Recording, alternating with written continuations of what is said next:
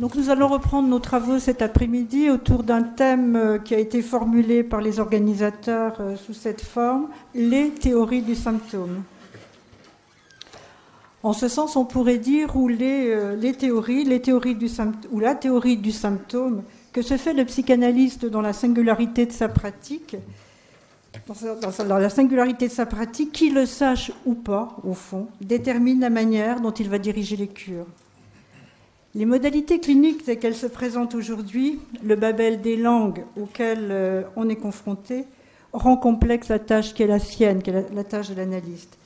C'est la raison pour laquelle ce thème qui a été retenu pour cet après-midi, en tout cas pour les journées d'espace de cette année, est bienvenu pour éclairer à plusieurs, et je tiens à ce terme de à plusieurs, puisqu'aujourd'hui on accueille, cet après-midi on accueille des collègues qui viennent d'autres associations, pour éclairer en quoi consiste pour la psychanalyse qu'on peut appeler la politique du symptôme. Et on a pu voir dans l'exposé introductif de Patrick Sadoun vendredi soir la tâche qui incombe à l'analyste. Il nous a parlé des autismes, on aurait pu tout aussi bien parler de ce qu'on appelle les enfants dits hyperactifs ou les patients que l'on dit bipolaires. Autant d'assignations qui sont faites à ces sujets, qui font l'impasse sur l'infinie variété, et je dirais ici plutôt le terme de varité que propose Lacan, l'infinie variété stratégique dont use un sujet pour faire valoir son symptôme envers et contre tout. C'est le parti qui est le nôtre. Il n'y a pas pour l'analyste, à mon sens, dans sa tâche d'analyste, d'autres partis. On a vu hier dans les témoignages de cure de nos collègues, ainsi que dans le récit magnifique que nous a fait Emmanuel Laurent de sa tâche analysante, de la tâche analysante qui a été la sienne, ce que ourdit au fond le symptôme, la politique du symptôme, dans sa nature contradictoire, qui tient à la fois de sa dimension de fixité et à sa capacité de sans cesse s'originer. Car comme le dit Lacan, dans l'insuccès, ce que l'analysant dit en attendant de se vérifier, ce n'est pas la vérité, c'est la varité du symptôme. Une des conclusions de Lacan sur cette question du symptôme. Alors nous allons commencer, on va commencer tout de suite avec Christian Firenze, que j'ai vraiment l'immense plaisir d'accueillir. C'est quelqu'un que j'apprécie énormément, avec qui on a pris l'habitude maintenant de travailler à Strasbourg. Donc je suis très contente que Espace l'accueille ici. Christian Firenze est membre de l'ALI, il est aussi membre du questionnement psychanalytique et il travaille à Bruxelles.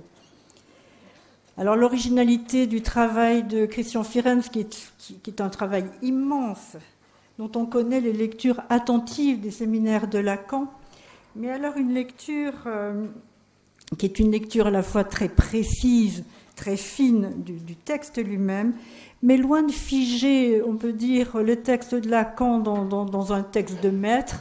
Il en fait tout à fait autre chose. Ce qui intéresse Christian Firenze, c'est la gestation du texte même de Lacan. Il procède d'ailleurs avec Lacan, comme il va le lire avec nous, aujourd'hui dans ce qu'il va nous apporter sur les symptômes. Il le lit avec l'œil de l'analyste, on pourrait dire. Alors Christian Firenze a donné pour titre à son intervention, il en a donné deux. Le premier titre, c'était « Défaire et refaire le symptôme ». Défaire et refaire le symptôme, faire le symptôme. Et ça ne lui a pas suffi. Ce titre, au fond, était assez, assez lacanien. Enfin, on voyait à peu près ce qu'il voulait dire. Et il en a ajouté un sous-titre qui donne tout à fait le fil de ce qu'il va nous dire. Je vous le donne. Il va nous en dire quelque chose. Gesticulation, gestion et geste et gestation. Voilà, donc je laisse la parole à Christian. Merci beaucoup pour cette introduction et merci beaucoup à Christian Hoffmann et à l'Espace Analytique de m'avoir invité à ces très intéressantes journées. Le rêve s'oublie dès le réveil. Le lapsus ne subsiste qu'un laps de temps. Le mot d'esprit s'efface dans la banalité de la vie. Ça rêve, ça rate, ça rit. Chaque fois, tout s'évapore et rien ne se fixe. Nous penserions que l'inconscient n'a pas de politique. À l'opposé du rêve, du lapsus et du mot d'esprit, le symptôme persiste, insiste, résiste. Tout se fixe et rien ne s'évapore. Nous penserions maintenant que l'inconscient a une politique. Ça ne rêve plus, ça ne rate plus, ça ne rit plus. Ça symptôme, ça s'impose, ça s'installe, ça persiste, fidèle à soi-même, quels que soient les efforts pour le supprimer.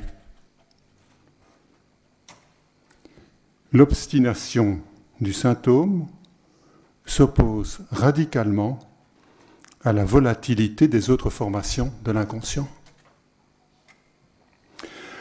Le psychanalyste utopiste peut s'illusionner et penser que cette différence est anecdotique et que le symptôme correspondrait fondamentalement au mécanisme des autres formations de l'inconscient.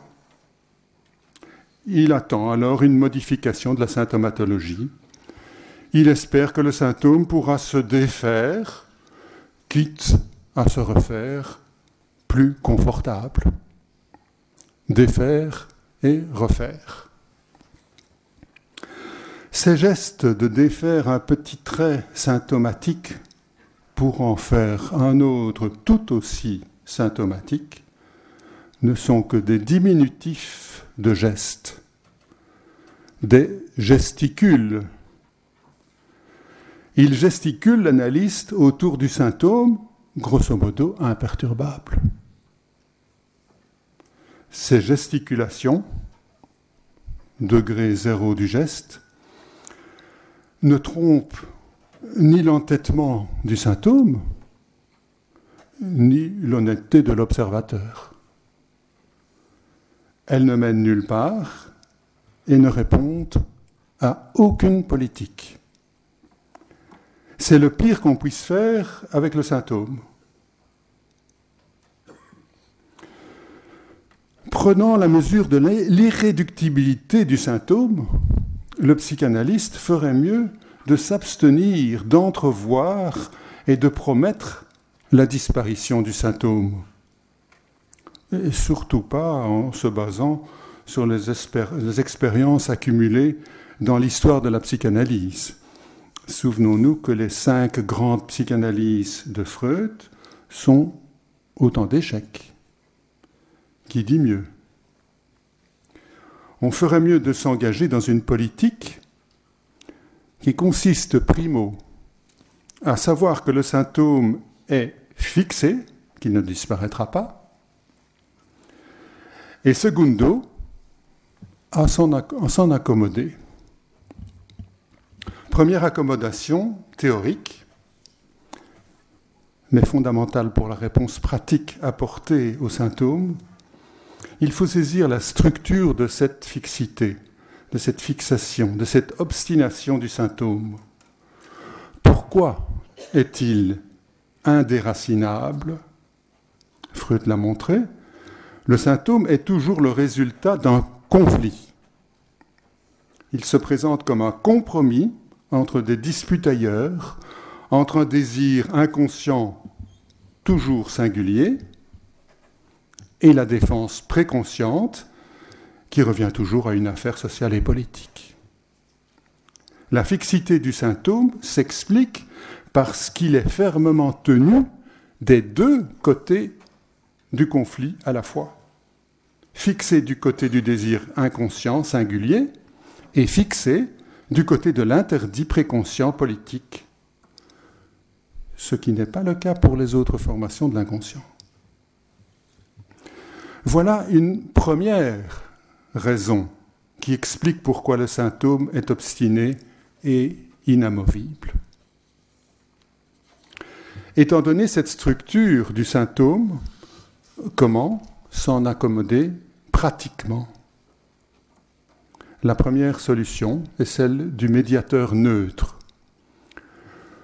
Le psychanalyste pourrait proposer d'amener le conflit dans le conscient et de laisser les belligérants vider et débrouiller leur conflit au grand jour. Une brouille qu'ils se débrouillent, qu'ils gesticulent ensemble pour défaire et refaire et s'en trouver mieux. Mais ce débat se joue déjà dans le symptôme, où l'inconscient est bien content de pouvoir s'exprimer et le préconscient est tout aussi content. Leur embrouille, c'est un accord bilatéral pour maintenir le symptôme. On pourrait imaginer prendre unilatéralement le parti du désir inconscient ou le parti de l'interdit préconscient. Mais c'est chaque fois la politique de l'autruche qui consiste précisément à ignorer la structure conflictuelle du symptôme.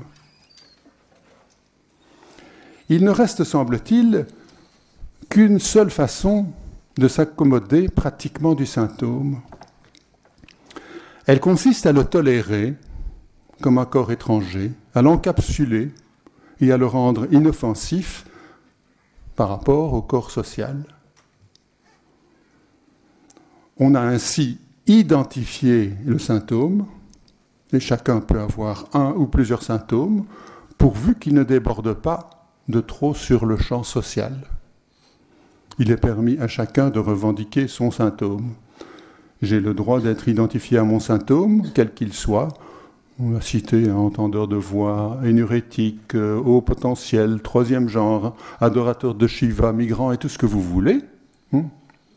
Pourvu que ces identifications aux symptômes soient bien encapsulées pour ne pas gêner le politique qui doit les gérer. La gestion. La gestion, c'est un mode de geste supérieur à la gesticulation, mais encore bien loin de la pleine puissance du geste. Le symptôme est identifié à un problème bien circonscrit, encapsulé, pour être géré dans le dispositif politique.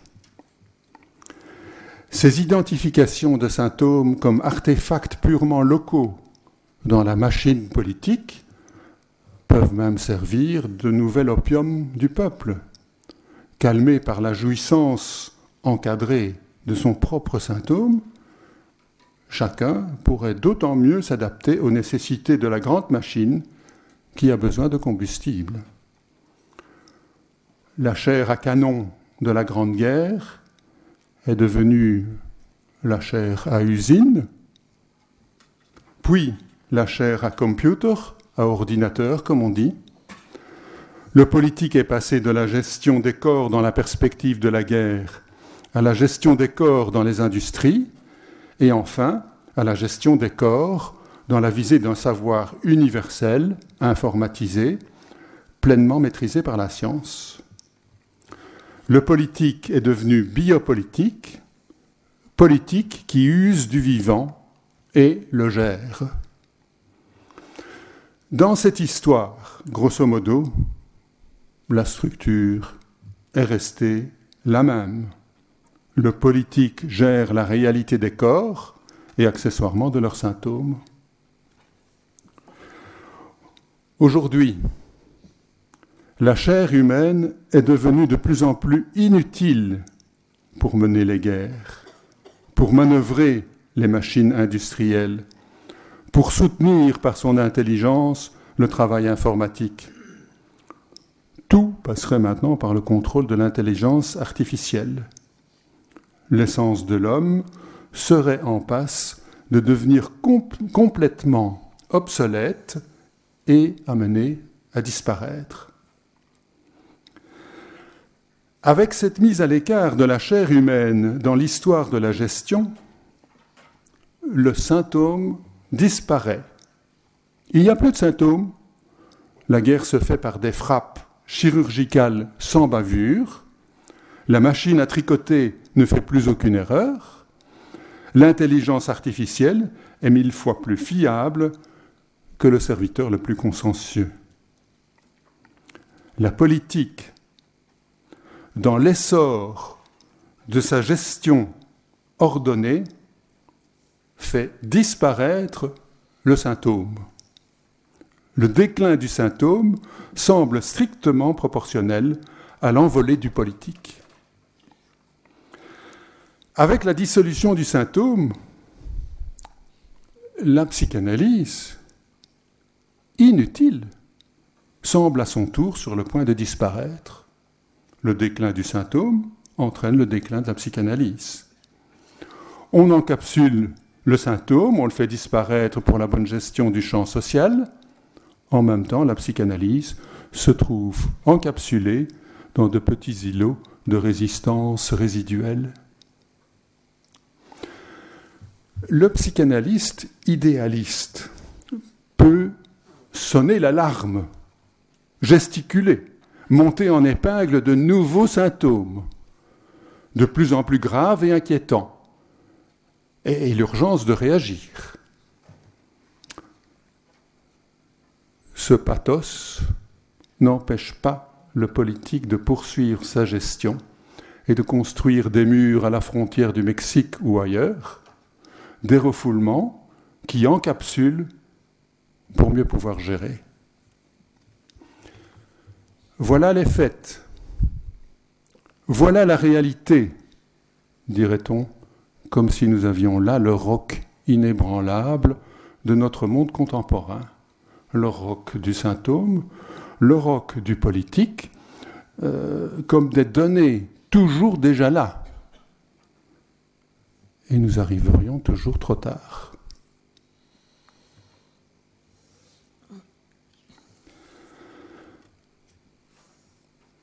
Nous nous sommes bien trop précipitamment accommodés de la réalité du symptôme, compris dans sa nature profondément conflictuelle. Car la soi-disant réalité du symptôme et de son conflit n'existe que moyennement le processus qui l'a fait apparaître. La réalité n'est pas première, comme voudrait le penser la gestion politique. Il faut revenir à la naissance du symptôme. La nature conflictuelle figée du symptôme cache le mouvement de jeunesse ou de formation du symptôme. S'il ne faut pas rabattre le symptôme sur une formation quelconque de l'inconscient, il ne faut pas non plus l'encapsuler dans un réalisme fixiste. Il faut se défaire du réalisme réducteur du symptôme pour penser son propre mouvement de formation.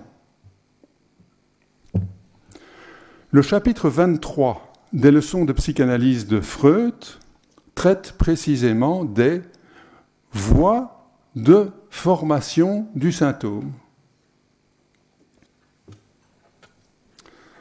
Je reprends l'enjeu de ce chapitre avec ce trait de Coluche qui ne fait ni rire, ni rêver, mais qui convoque l'obstination du symptôme. Je cite, « Les psychiatres, c'est très efficace. Moi, avant, je pissais au lit, j'avais honte.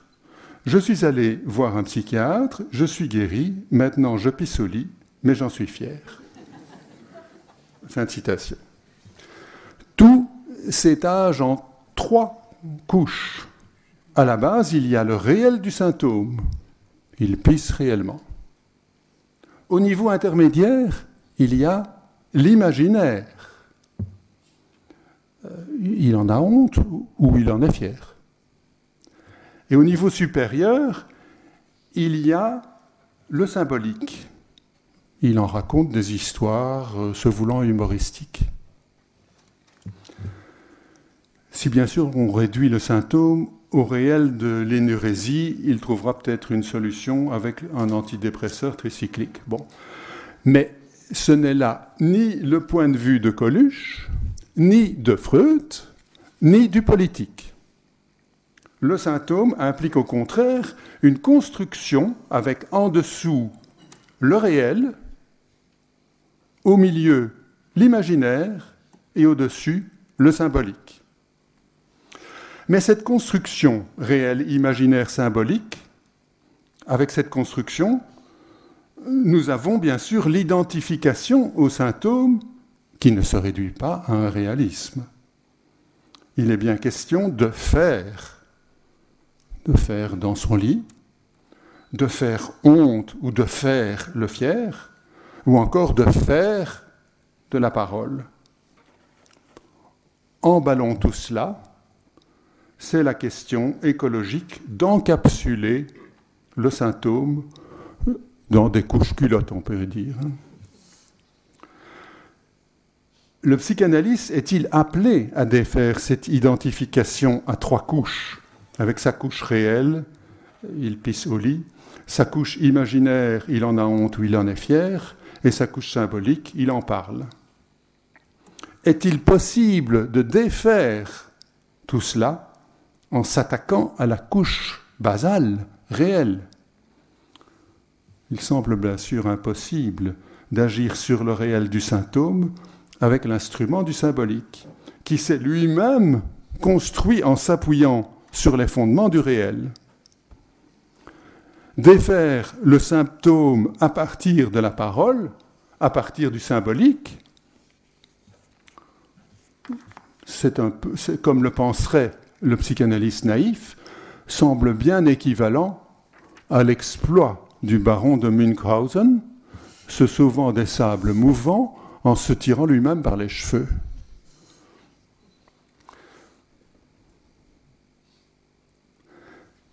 Avant de penser à défaire et à refaire, il faut penser le faire, le geste même, la voie de formation du symptôme. Et je pense qu'on peut dire qu'il faut repenser le temps et la temporalité comme on l'évoquait à la fin de la journée hier. Le faire, la formation du symptôme ne se réduit ni à une réalité, ce n'est pas un pur réel, ni à un fantasme, ce n'est pas un pur imaginaire. La fabrication du symptôme suppose pourtant réalité et psychique. C'est une réalité psychique. Expression qui paraît contradictoire, puisque si c'est la réalité réelle, ce n'est pas le psychique imaginaire. Et si c'est le psychique imaginaire, ce n'est pas une réalité réelle. Bon. Néanmoins, Freud, sommé par son patient de répondre à la question de savoir si la psychanalyse consiste à découvrir un réel traumatique ou une construction psychique imaginaire, Freud répond « c'est la réalité psychique qui sera découverte dans la psychanalyse ». Pour comprendre ce terme, réalité psychique, il faut d'emblée concevoir qu'elle n'est pas telle ou telle chose, ni la réalité, ni l'imaginaire, ni une nouvelle base sur laquelle on pourrait édifier une nouvelle construction. Non, c'est un processus toujours en mouvement, c'est une voie de formation. Sans cette voie de formation qu'est la réalité psychique, la réalité réelle n'existe pas. Sans la réalité psychique, les constructions imaginaires ne peuvent se former. C'est par elles, en même temps, que nous pourrons changer le réel et l'imaginaire. Cette mystérieuse réalité psychique est elle-même formée en s'appuyant sur le symbolique. Il faut la faire. Il faut la mettre en jeu dans la rencontre symbolique.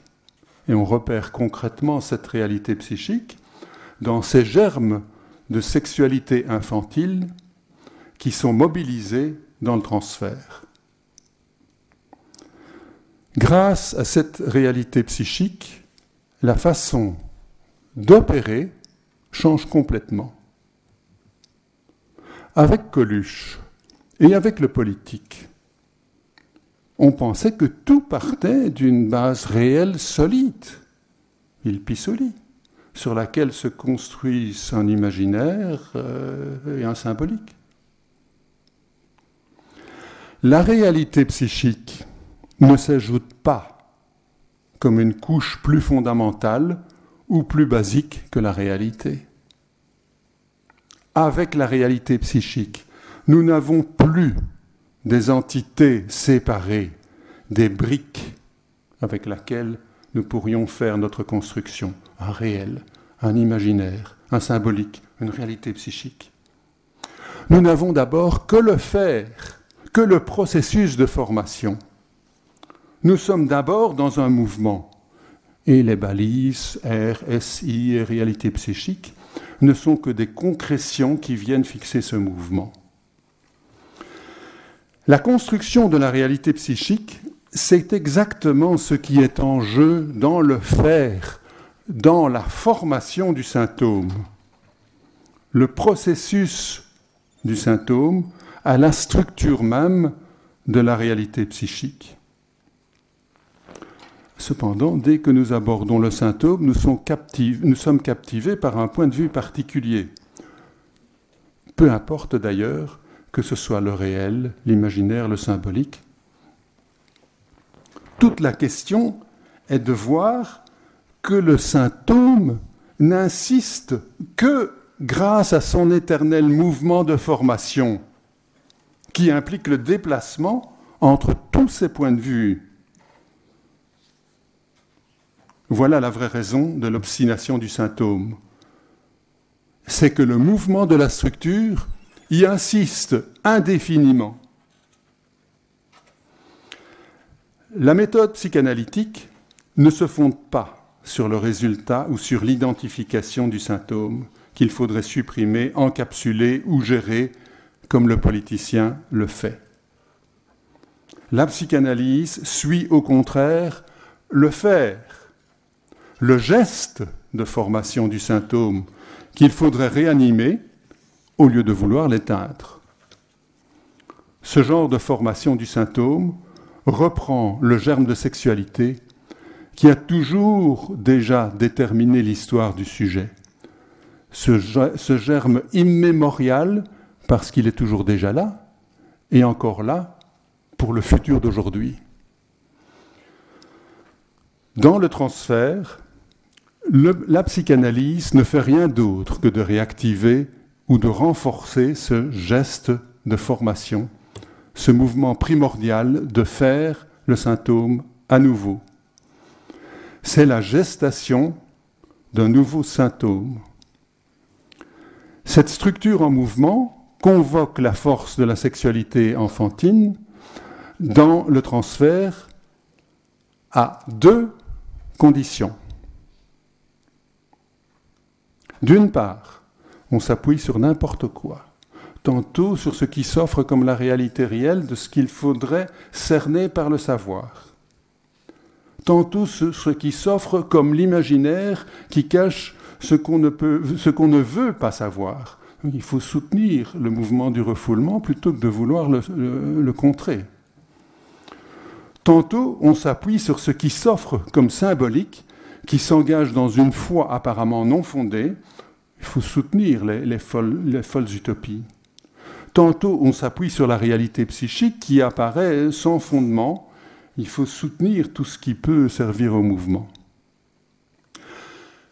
Mais ça ne suffit pas. D'autre part, il faut se déplacer systématiquement d'un appui à l'autre. C'est cette double condition qui s'explique dans le bouillonnement qui a toujours été en jeu dans le germe de sexualité infantile.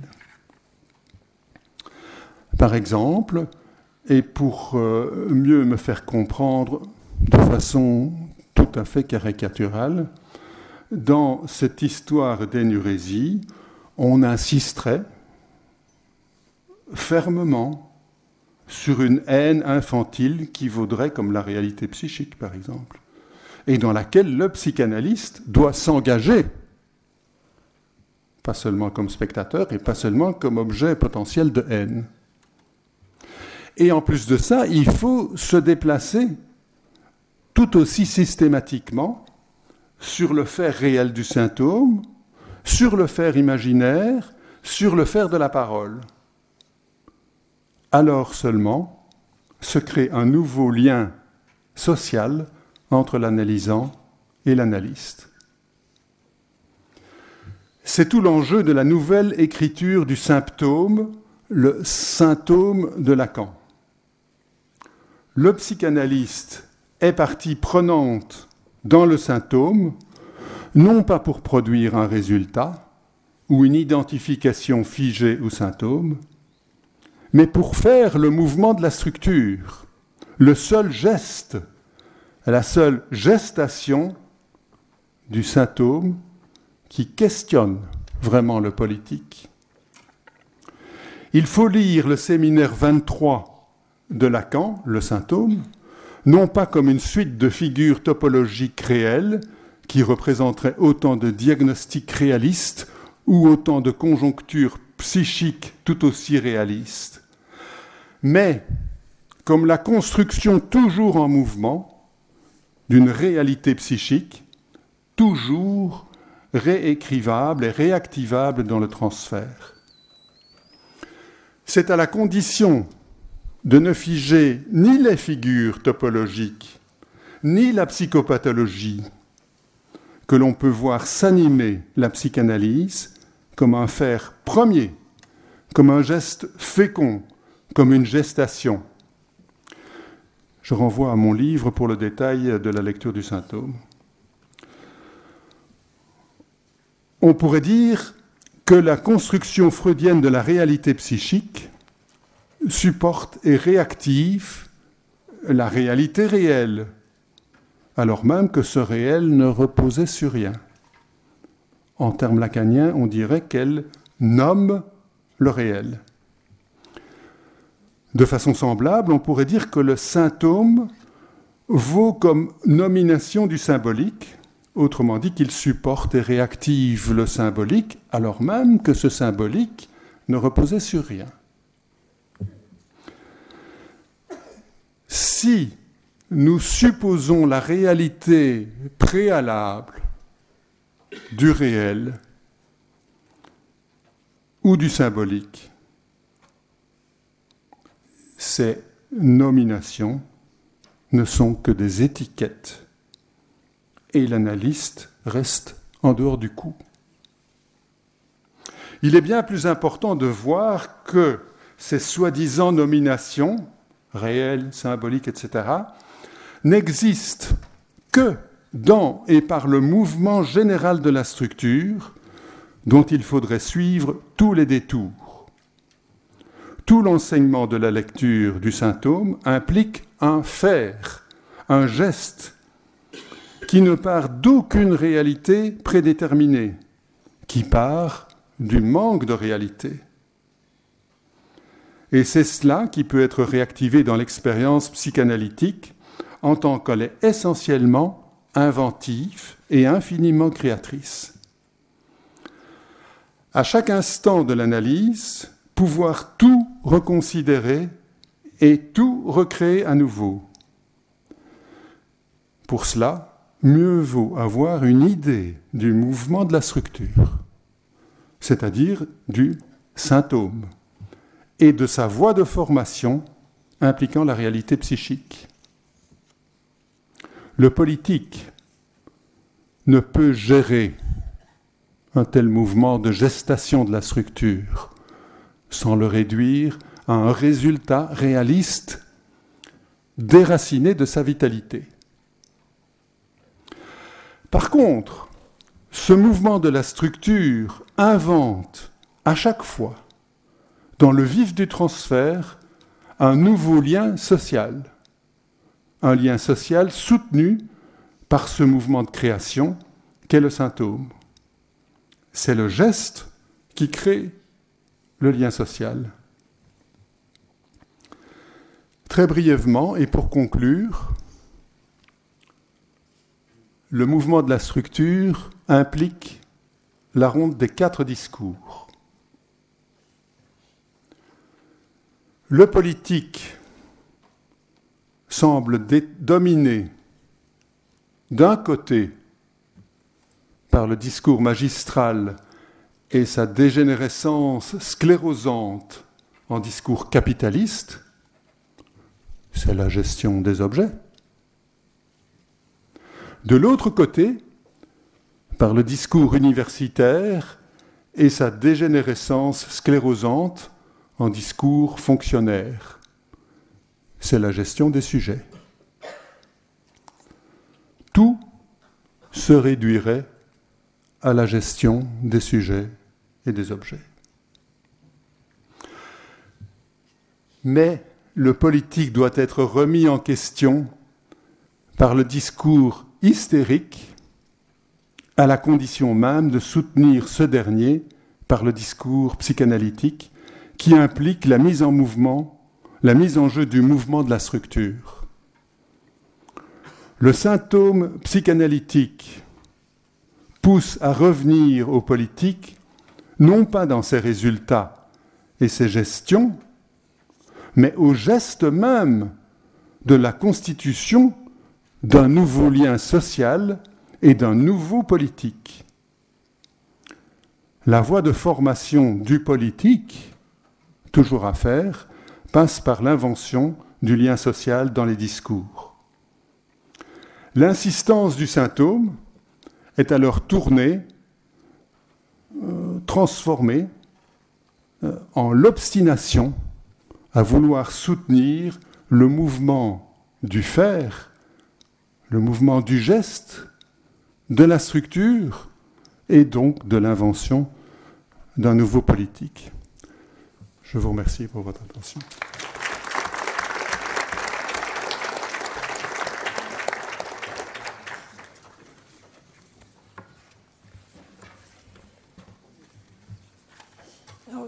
Je vais tout de suite vous passer la parole, mais juste dire 2 mots pour faire un rapprochement avec ce qui s'est déjà dit hier, de manière à ce qu'on n'ait pas simplement une succession comme ça d'exposés. Christian Fierens nous dégage au fond les variantes possibles d'une politique du psychanalyse face aux symptômes. Le choix de la neutralité, qui ignore la conflictualité structurelle du symptôme, ou celle de l'encapsuler, comme il l'a dit si joliment, comme un corps étranger, qui est menaçant et qu'on encapsule pour mieux l'éradiquer. Gisèle Chaboudez, hier, nous a déplié de manière très fine la dimension nodale du symptôme, ce qui noue le corps et le langage comme elle le développe dans son livre. Christian Hoffmann, lui, a prolongé au fond cette proposition en se posant la question de comment le psychanalyste pourrait s'y prendre pour justement s'en débrouiller de ce symptôme.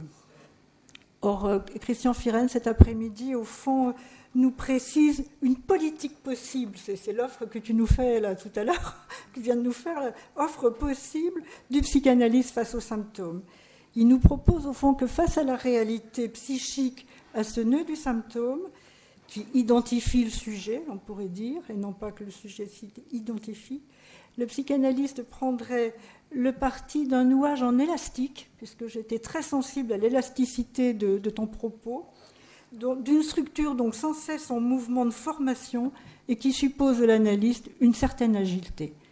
Voilà ce que je voulais dire à propos de l'exposé de Christian. Peut-être qu'on va passer à l'exposé de Sidi Ascofaré, quitte à ce qu'après on revienne un tout petit temps de discussion plus globale. Je ne sais pas si on y arrivera, mais on va tout de suite passer la parole à Sidi Ascofaré. Là encore, je suis très contente de pouvoir accueillir quelqu'un qui vient d'une autre association que la nôtre. Donc, pour ceux qui ne le connaîtraient pas, Sidi Ascofaré est psychanalyste. Il fait partie de l'école psychanalytique du Forum du champ lacanien. travaille à Toulouse, est universitaire, a produit de nombreux articles, plusieurs livres, le dernier, je pense, hein, c'est celui-là, qui fait le lien entre la psychanalyse et la science, qui s'appelle L'un discours l'autre, et qui est là encore quelqu'un qui manifeste un intérêt tout à fait certain pour à la fois travailler l'apport de Lacan et en même temps tout le temps en se référant aux questions cliniques qu'il se pose dans les séminaires dont on peut avoir un certain nombre de traces. En tout cas, c'est comme ça que je connais un peu son travail. Alors, il a appelé son exposé, je vais le lire parce que je ne me souviens plus, au chef, hein, le symptôme au chef de la psychanalyse.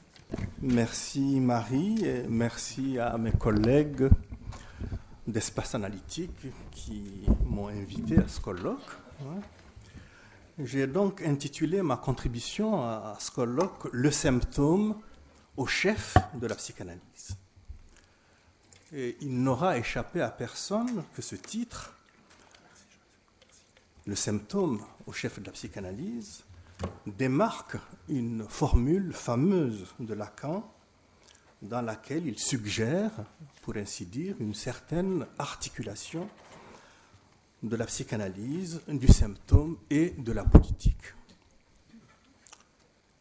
C'est dans le livre 18 de son séminaire qu'il formule cette articulation, et je me permets de le citer pour bien situer un petit peu pourquoi j'interviens sur ce thème de cette manière. Donc je cite Lacan, que le symptôme institue l'ordre dont s'avère notre politique, c'est là le pas qu'elle a franchi. Implique d'une part que tout ce qui s'articule de cet ordre soit passible d'interprétation. C'est pourquoi on a bien raison de mettre la psychanalyse au chef de la politique. Et ceci pourrait n'être pas de tout repos pour ce qui, de la politique, a fait figure jusqu'ici, si la psychanalyse s'avérait plus avertie. Alors, pour ma part, pour aujourd'hui, je partirai plutôt de ce que, entre psychanalyse et politique, il y a un lien problématique, c'est-à-dire qui va contre les fausses évidences et ce que les passions suggèrent. C'est d'ailleurs, me semble-t-il, ce qui fait le prix et ce qui fait l'intérêt que l'on s'y attarde. Mais en quoi ce lien est-il problématique ? Problématique, il l'est d'abord en ce que la psychanalyse, qui en tant que praxis, comme disait Lacan, s'intéresse d'abord au sujet qui souffre et qui demande. Cette psychanalyse, donc, ne saurait ignorer ou mépriser ce qui détermine et régit le collectif, la communauté restreinte ou élargie, qui fait l'humain et dans laquelle se réalise, passant le symptôme, le dit sujet. Il est tout à fait évident pour nous, aujourd'hui, notamment dans l'après-coup de l'enseignement de Lacan, qu'il n'y a pas de sujet sans autre. Mais cet autre n'est pas un autre sujet, puisqu'il va jusqu'à insérer le discours universel, donc tous les parlants, passés et présents. Bref, pas de sujet sans le social.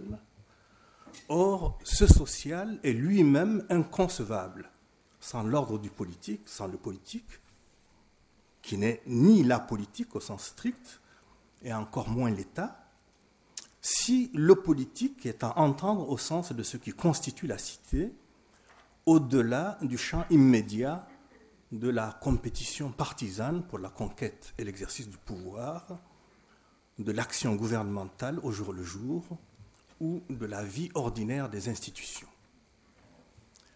Mais le lien entre psychanalyse et politique apparaît problématique également, dès lors qu'on cherche à mobiliser la psychanalyse dans le champ politique lui-même.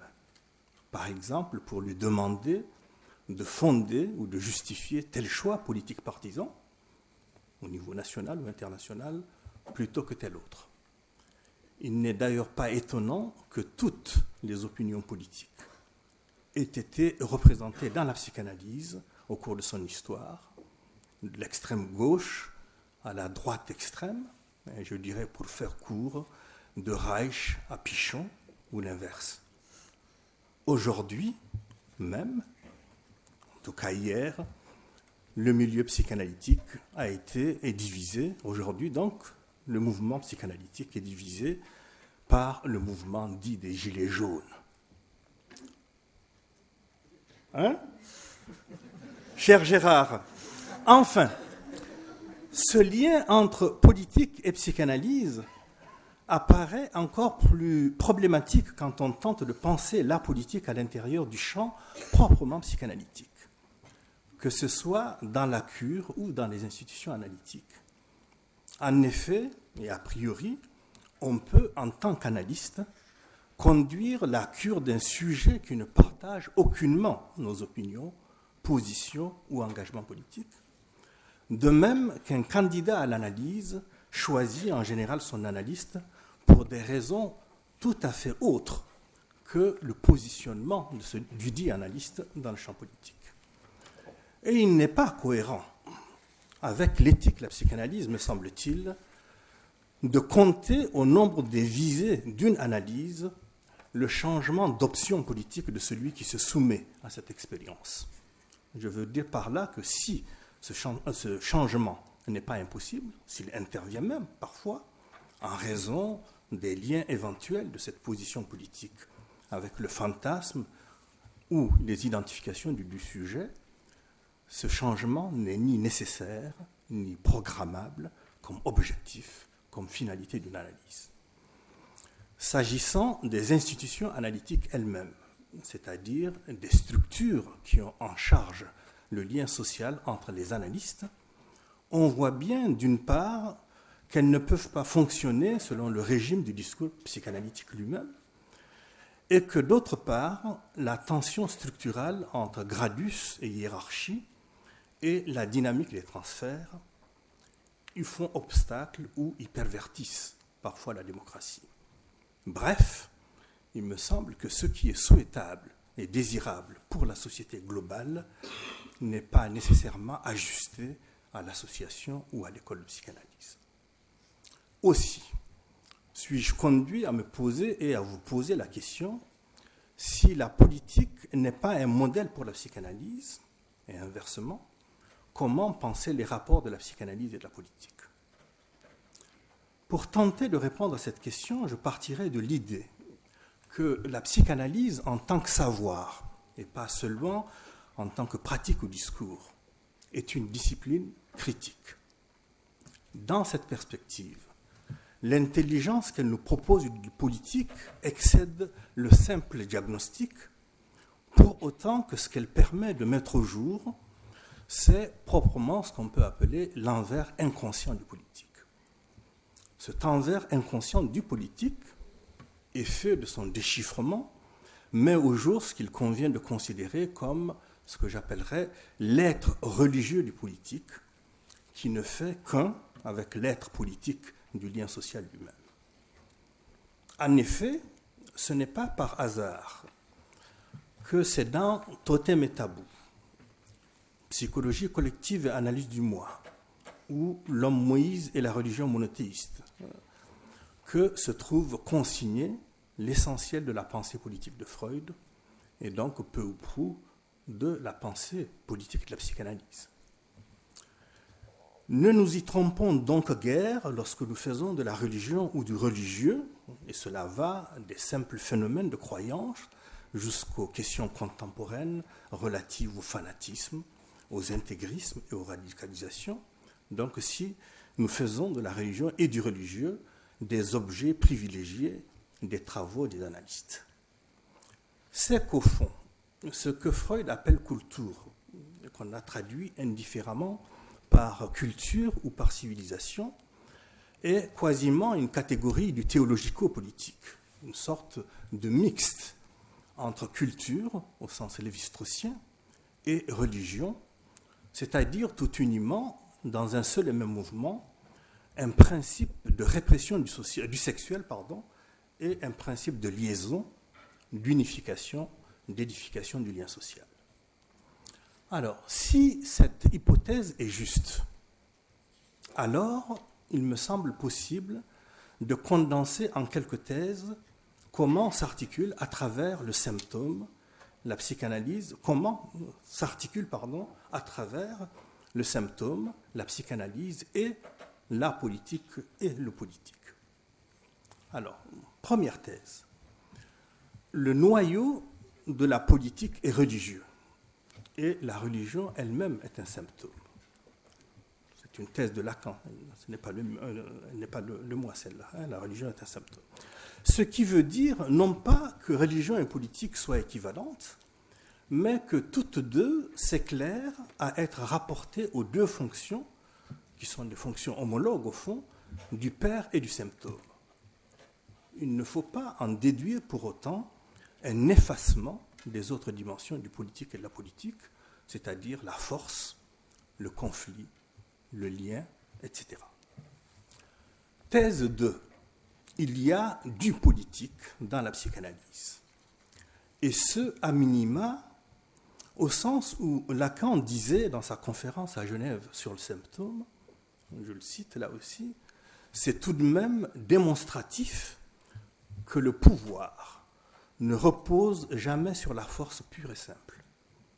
Le pouvoir est toujours lié à la parole. C'est tout de même un pouvoir très particulier. Ce n'est pas un pouvoir impératif. Je ne donne d'ordre à personne, dit-il, mais toute la politique repose sur ceci, que tout le monde est trop content d'avoir quelqu'un qui dit « en avant marche », vers n'importe où d'ailleurs, dit-il. Alors, en marche, je crois que ça nous parle, comme on dit.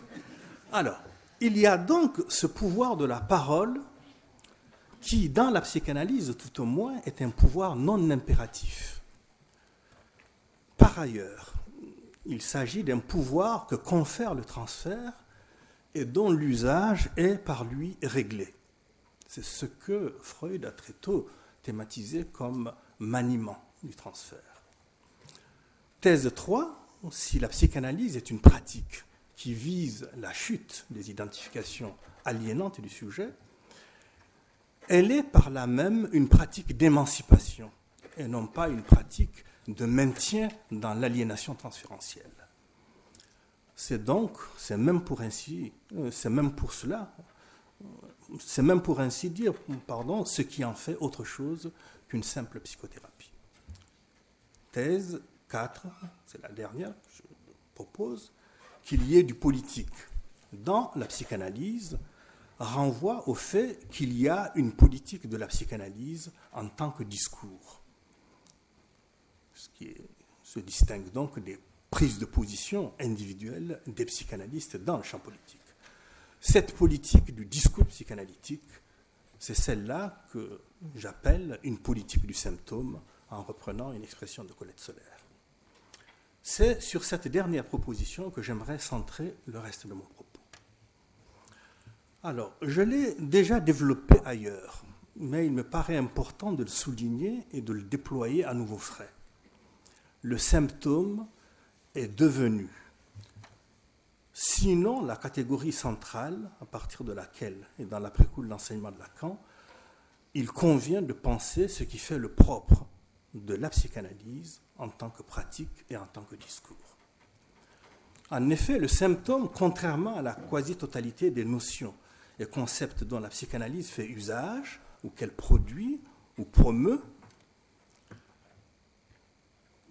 le symptôme est à la fois donc une catégorie clinique, une catégorie épistémique, une catégorie éthique et une catégorie politique.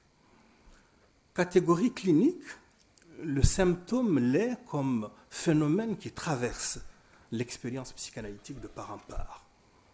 Comme symptôme d'entrée d'abord, puisqu'il constitue presque toujours, en tant que porteur du rapport problématique du sujet à son corps, à sa pensée, à l'espace, au temps ou aux autres, ce qui conduit le dit sujet à rencontrer un analyste.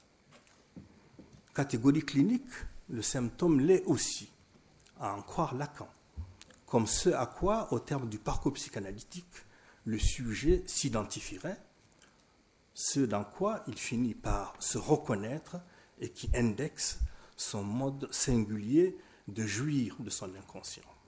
Il y a là peut-être quelque chose à discuter avec ce que Christian Fierès tout à l'heure a apporté. Soit le symptôme donc comme fonction d'existence de l'inconscient, on pourrait même dire de l'inconscient réel.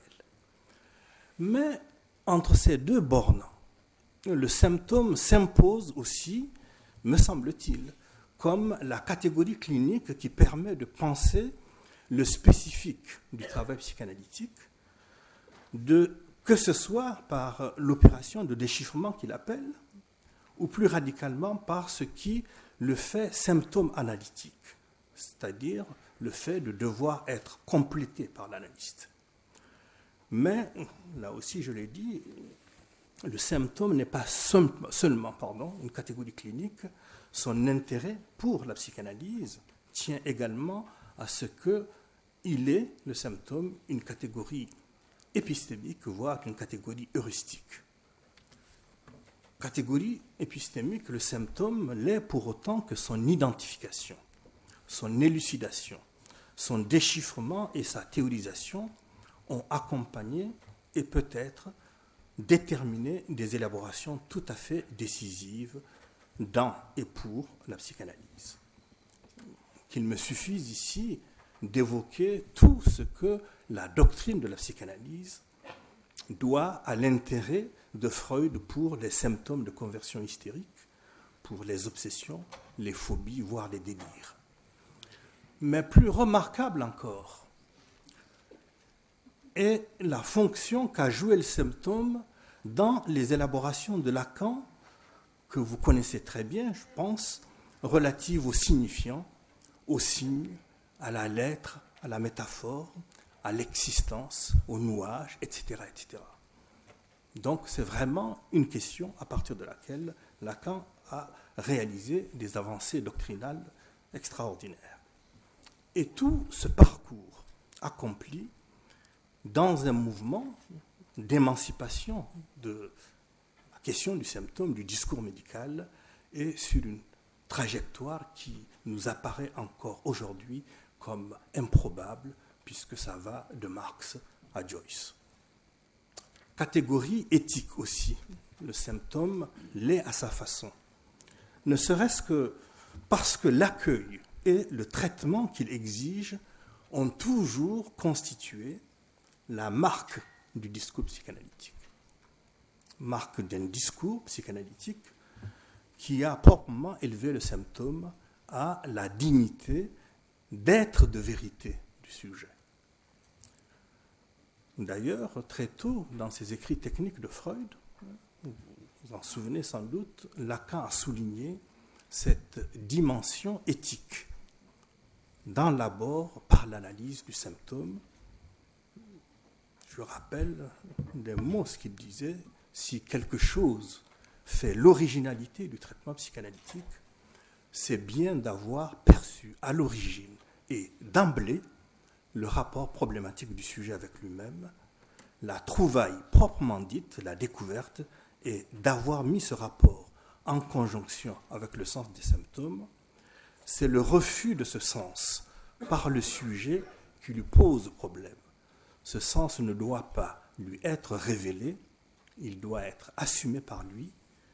Et il ajoute, c'est ce point-là que je voulais rappeler, en cela donc, la psychanalyse est une technique qui respecte la personne humaine au sens où nous l'entendons aujourd'hui, après nous être aperçus que ça avait un prix, on rappelle de ce qui s'est passé pendant la Deuxième Guerre mondiale, qui non seulement la respecte donc, mais ne peut fonctionner autrement qu'en la respectant.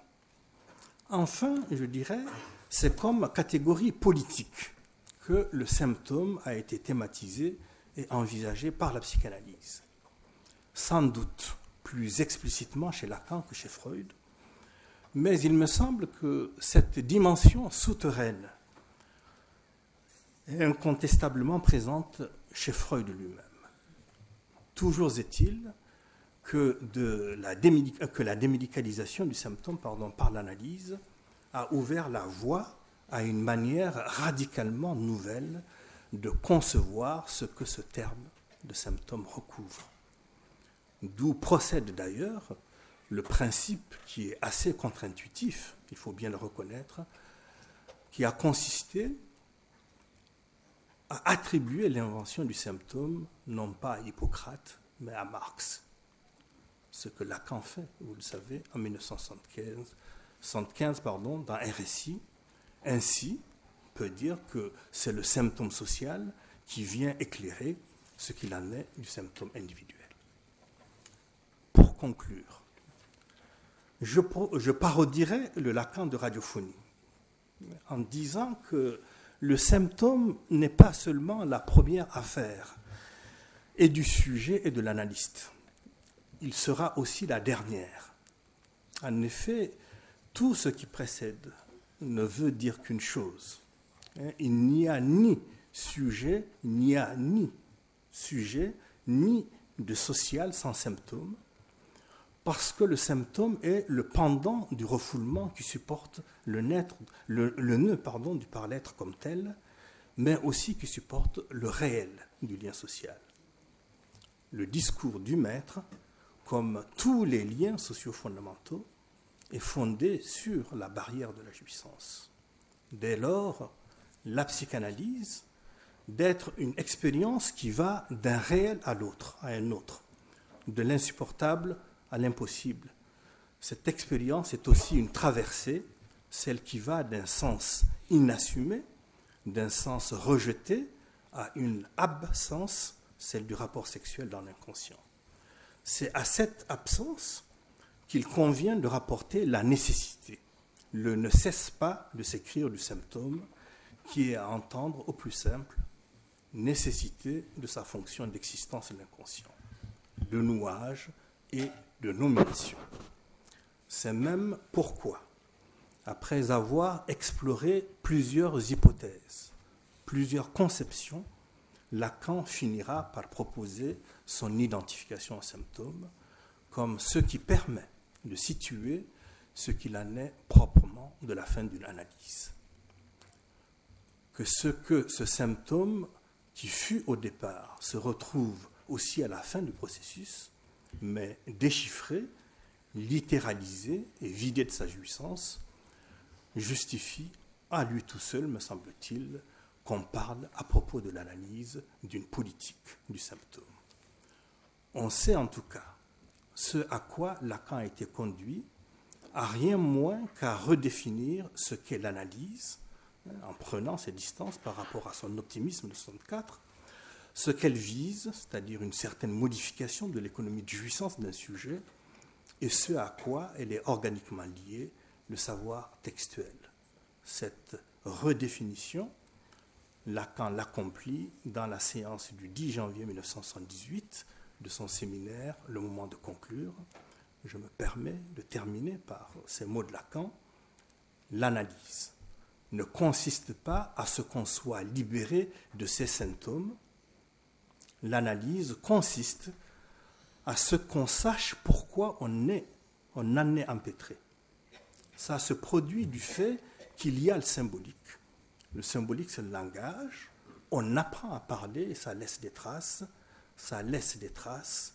Et de ce fait, ça laisse des conséquences qui ne sont rien d'autre que les symptômes. Et l'analyse consiste à se rendre compte de pourquoi on a ces symptômes, de sorte que l'analyse est liée au savoir. Je vous remercie. Je remercie Sidi Ascofaré pour ce très brillant exposé, très clair, très précis, et en particulier ce qui nous amène comme étant ces 4 catégories du symptôme, qui est quelque chose finalement qu'on n'a pas tellement l'habitude de dire de cette manière-là. J'ai trouvé ça tout à fait intéressant. On va donc passer au 3e exposé de cet après-midi. On va donner comme titre à Mousse.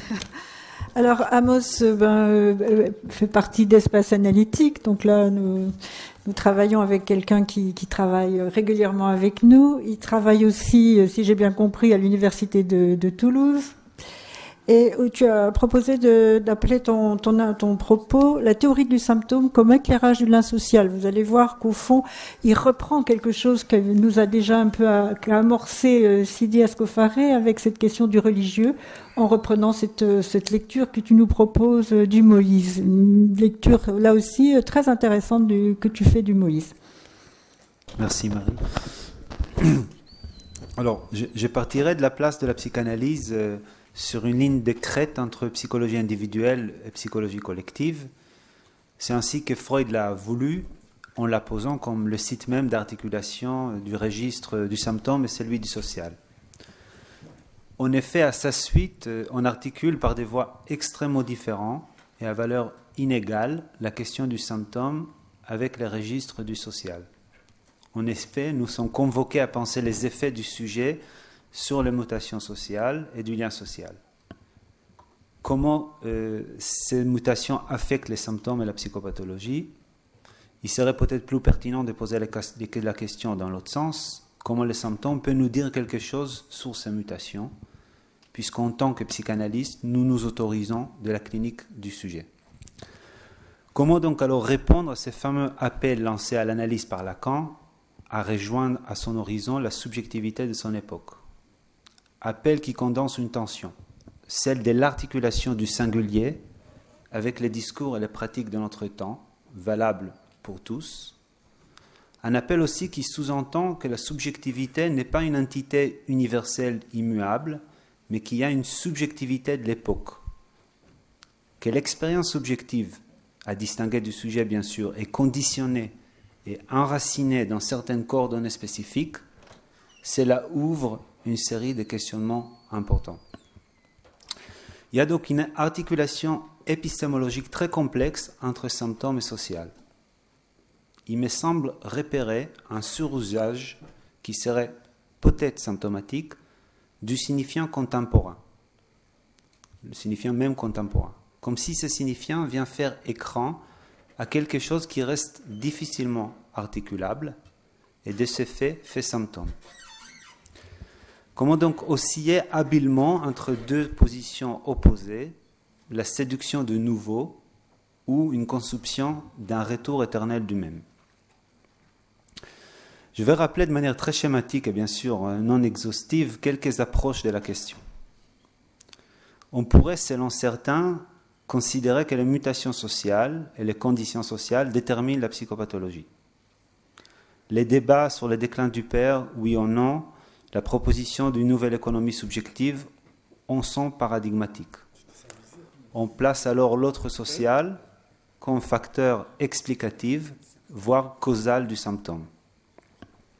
Une autre conception pose plutôt l'altérité pulsionnelle comme cause du symptôme.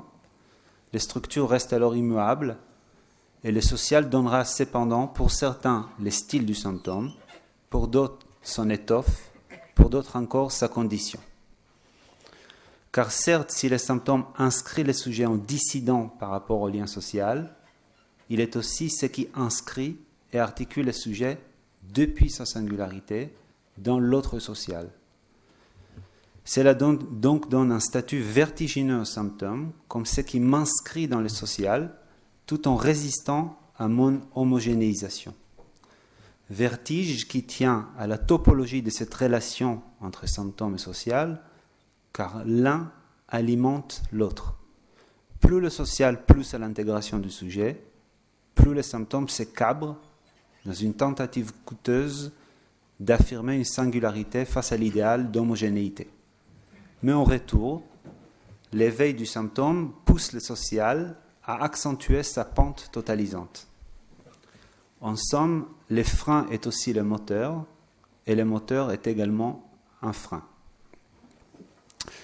Une troisième orientation sur la limite extérieure de la psychanalyse soutiendra que le symptôme trouve sa cause dans tel ou tel malfait d'un certain contexte social. J'ai dit limite extérieure, car la malaise est plutôt structurale, et il revient à chaque coordonnée sociale de venir réguler, aux données corps, à leur manière, à cette malaise. les coordonnées sociales structurent par des voies contingentes l'impossible de la castration. La loi du père, les dispositifs disciplinaires, les discours capitalistes viennent donner corps de manière différente et à valeur inégale à une manque à jouir. C'est donc plutôt les symptômes qui dénoncent, qui témoignent ou même résistent structurellement à un certain air toujours normatif d'un temps. C'est ce qui rend les symptômes structurellement et chroniquement actuels. L'articulation de symptômes et du social appelle donc un exercice sur un sentier très étroit entre la structure et la contingence, entre l'historisation et les réels inconscients. Bref, elle est le lieu de la jonction entre les réels et le symbolique qui l'habille. Il y a, me semble-t-il, une nécessité de travailler cette articulation, d'autant plus après les passages des théories dites postmodernes, qui proposent une historisation, une déconstruction, une généalogie du social, des discours, bref, des symboliques. Cette démarche qui pointe les effets des constructions sociales est très importante, mais comment l'entendre analytiquement et en prenant en compte les réels qui causent ces constructions. Alors, dans ces champs que j'ai un petit peu dessinés rapidement, je proposerai de nouer la question du symptôme et du social en travaillant l'hypothèse suivante. Les formations sociales sont homologues à une formation de l'inconscient, ou pour le dire autrement, le lien social est structuré comme un symptôme ou comme un rêve. D'où mon titre, la théorie du symptôme comme éclairage du lien social. Au fond, je propose un commentaire freudien à ce que Lacan formule quand il dit que l'inconscient c'est la politique. Et il précise, je vais dire, je cite Lacan, que ce qui lie les hommes entre eux et ce qui les oppose est précisément un côté de ce dont nous essayons d'articuler pour l'instant, la logique. Autrement dit, les liens sociaux dépendent d'une logique, mais laquelle? La logique inconsciente et ses formations, me semble-t-il, pourront nous donner la formule de la manière dont ça structure les liens. Prendre le social avec ses monuments et sa structure comme homologue à un symptôme est un procédé que propose Freud quand il déchiffre l'institution totémique avec l'institution phobique de l'enfant, ou quand il montre par exemple la concordance entre la religion et la névrose obsessionnelle. Mais c'est aussi Lacan qui fait de l'hystérie un discours et qui, par un quart de tour, interprète les liens sociaux universitaires. Reste donc à ressaisir la logique de ces formations inconscientes. Quand Freud décrit le mode de travail de l'inconscient, il cherche à comprendre comment les différentes pensées latentes du rêve s'organisent pour former un rêve manifeste. Un rêve, en effet, est composé d'une grande multiplicité de pensées latentes qui s'agencent pour former un ensemble. La question donc est ce passage d'une multiplicité hétérogène à une organisation qui fait unité. On attend déjà dans le décor la question sociale. Quelle logique donc pour cette opération? Freud montre comment ces éléments hétérogènes s'orchestrent ensemble à partir d'un point qui leur est commun. La multiplicité des éléments des rêves s'organise comme une structure à partir d'un point nodal, dit-il, qui est commun à l'ensemble des éléments disparates. Et si deux séries hétérogènes ont été nouées ensemble par le travail des rêves, c'est qu'il y a un élément commun qui produit un effet de résonance entre les deux. Plus précisément, ces éléments se sont noués l'un à l'autre pour mettre en relief ces points communs. Quand les rêves, par exemple, produisent une figure composite, qui a le nom d'une personne A, mais qui marche comme une personne B, les rêves les a unis pour mettre en relief ces traits communs entre E et B. Dans l'interprétation des rêves, Freud propose déjà une théorie du lien social très sommaire et basique, ayant cette même logique. Si une hystérique est contaminée par les symptômes de sa voisine de chambre dans un passionnat, c'est que ces symptômes témoignent d'une identification entre les deux. Un lien social à deux, fondé sur un troisième élément fantasmatique et inconscient qui les lie. Mais le travail de l'inconscient va plus loin. Si ces éléments des rêves sont trop hétérogènes, avec des vraies différences, sans aucun point commun, comment alors les nouer? Le travail des rêves, dit Freud, va produire ou élire un mot, un concept inédit, un mot multivoque, qui permet d'orchestrer, de mettre en rapport, dénouer l'ensemble des éléments hétérogènes. Telle est l'inventivité des rêves et son opération poétique, faire émerger un signifiant qui permet de représenter chacune des séries. Chaque série va déléguer son contenu ou sa matière signifiante ou sonore par une transformation langagière à ces signifiants. Les rêves donc créent un concept inédit, multivoque, qui agence l'ensemble, et c'est un signifiant qui n'est pas un déjà là. Il convient singulièrement aux séries qui l'agencent et produit un acte de nomination de cet ensemble. C'est donc ne pas tout à fait la logique du maître, car de cette organisation, chacune des séries arrive à se faire représenter avec sa différence. C'est un nuage qui n'est pas pour autant une homogénéisation. On comprend pourquoi rêves et symptômes font un travail de nuage là où il y a du non-rapport, en permettant de tenir ensemble par un élément signifiant des séries hétérogènes. De rêve aux symptômes, puisque Freud pense les symptômes avec la même logique, et si par exemple les signifiants rat acquièrent un signifiant fondamental pour l'homme au rat, ce n'est pas uniquement à cause de la scène de supplice, mais aussi parce qu'une série de questionnements subjectifs pouvaient se nouer ensemble autour de la sonarité rataine. Les signifiants donc deviennent représentants d'une série de fantasmes, de questionnements très hétérogènes qui trouvent une expression dans ce signifiant. La surdétermination du symptôme est un mouvement d'orchestration des séries psychiques et des fantasmes hétérogènes qui se greffent sur un signifiant symptôme. On voit donc déjà chez Freud les symptômes comme solution, nuage et nomination. On comprend aussi pourquoi, mis à part la question centrale de la jouissance, l'interprétation n'épuise pas les symptômes. Il y a d'abord la multiplicité de séries facettes que contient les symptômes, mais il y a aussi cette fonction de nœud de série qui y constitue. Ainsi, une interprétation percute quand elle déconstruit ou défait ces nœuds de signification, laissant entrevoir un trou réel à laquelle il donne corps avant qu'il se noue à nouveau. Je souhaite montrer comment cette dynamique de formation, cette logique de l'inconscient, est à l'œuvre dans la mise en place du lien social.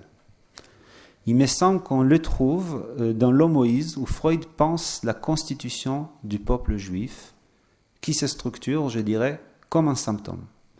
C'est ce qui, au passage, nous permet de se débarrasser de l'idée d'une identité métaphysique. En effet, avec l'Homoïse, Freud propose non pas une version mythique du lien social, mais une version matérialiste. Ce texte restitue la généalogie historique de l'instauration d'un peuple au moyen de la logique du processus inconscient. Pour le dire à partir d'une intuition d'Althusser, avec la surdétermination inconscient et sa grammaire, Freud approche la démarche matérialiste de Marx. On comprend pourquoi Moïse est un roman historique qui opère une historisation par une pensée de processus. On voit en quoi historisation, généalogie ou déconstruction ne sont pas étrangères à la pensée freudienne.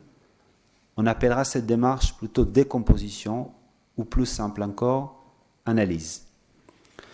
Il s'agit dans ces textes pour Freud d'expliquer d'où provient le caractère particulier du peuple juif.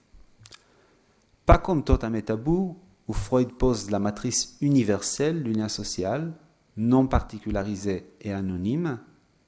Ici, Freud passe par une particularisation du nom et la singularité d'une formation sociale. Il se peut que cette démarche particularisée les conduit à une construction matérialiste et non pas mythique du lien. Du même, poser Moïse comme égyptien, c'est une manière de se dégager d'une vision totémique du Père, posé comme un déjà là, originaire ou métaphysique. Moïse est posé comme hétérogène, et il faudra alors penser le processus de nuage. Mais avant, le peuple lui-même, en quoi consiste l'opération même monothéiste? On les retrouve dans l'avenir d'une illusion. Le Dieu unique est le produit d'une opération très précise, nous dit Freud. Concentration des propriétés divines en une figure inédite. Le Dieu monothéiste condense en lui toutes les diversités de Dieu. Et cette opération fait émerger une nouvelle figure inédite et différente de tous les autres qui permet en même temps de les représenter. Si l'on suit Freud, ce Dieu monothéiste est donc structuré comme un symptôme ou comme une formation de l'inconscient. Voyons le mouvement de la formation du peuple juif. Celui-ci, en effet, s'est produit à partir de la rencontre des tribus diverses. Moïse égyptien s'empare d'abord d'un tribu étranger, sémitique, qui était en Égypte pour réaliser le projet monothéiste d'Akhenaton. La fondation de la religion a eu lieu à Kadès, lieu de compromis et de fusion, où les tribus sorties d'Égypte se réunissent avec d'autres tribus et convergent vers une nouvelle religion commune à tous. Le judaïsme donc se forge de la convergence ou de la fusion des traditions de séries hétérogènes. Les dieux des volcans, Yahvé, et les dieux monothéistes d'Aton se fondent dans le compromis des Kadès en une divinité qui est le dieu du monothéisme. On retrouve d'ailleurs les traces de leur hétérogénéité dans les diversités de noms, Yahvé et Elohim, et Freud en effet le propose que la diversité de noms est l'indice d'une diversité de dieux différents à l'origine. Or, ces dieux de monothéisme, les résultats de l'opération, n'est ni les dieux d'Akhenaton, Soleil, ni les dieux volcans, Yahvé. La fusion de ces deux divinités produit une troisième figure inédite qui condense en elle ces hétérogènes. Yahvé apporte son nom, mais son être, dit Freud, disparaît au profit de dieux mosaïques oubliés. Cette fusion donc de deux séries est nouée par un trait unique et inédit, l'interdiction d'une représentation de Dieu. La formation du peuple donc procède donc exactement comme une formation de l'inconscient. Or, ce mouvement de la structuration se complexifie, car Freud pose la question de savoir comment le petit tribu égyptien a-t-il pu introduire son idée mosaïque sur les autres tribus. Autrement dit, qu'est-ce qui pousse ces éléments hétérogènes finalement de faire lien? Dans les autres tribus, affirme Freud, il devait y avoir quelque chose qui est apparenté au savoir de la partie égyptienne et qui vient à sa rencontre quand il est exprimé. Freud pose l'idée d'un savoir phylogénétique, celui du meurtre du père, comme un savoir universel, partagé par l'ensemble, qui se trouve au-delà de la diversité et qui fait lit du lien social. Ce savoir phylogénétique est comme les catégories philosophiques, c'est-à-dire qu'il est à concevoir comme un cadre vide. C'est un savoir universel qui reste muet ou insu, et pour qu'il passe de la puissance à l'acte, il faut qu'il soit structuré de manière singulière. Toute l'attention du texte est finalement de montrer comment ce savoir universel phylogénétique, qui se présente comme un a priori, prend sa valeur qu'est d'être structuré et actualisé de manière particularisée. Autrement dit, chaque organisation sociale construit, à partir de son histoire et de ses contingences, une version particularisée et symptomatique d'un lien. Ce qui rejoint un peu l'idée de mouvement de la structure que vous avez évoquée. J'ai conclu. Le travail de l'inconscient consiste donc à organiser et nouer les hétérogènes par un signifiant symptôme. L'inconscient travaille pour traiter et soupler un non-rapport. Autrement dit, le travail de l'inconscient consiste à faire des liens au lieu même du non-rapport. C'est aussi le cas dans le social, où les liens sociaux viennent tenir là où le constat de départ est celui de non-rapport.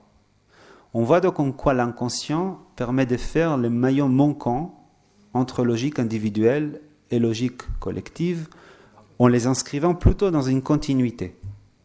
Après tout, les formations sociales sont aussi des faits de langage, et si elles fonctionnent, c'est parce qu'elles résonnent et percutent les sujets qui s'y inscrivent.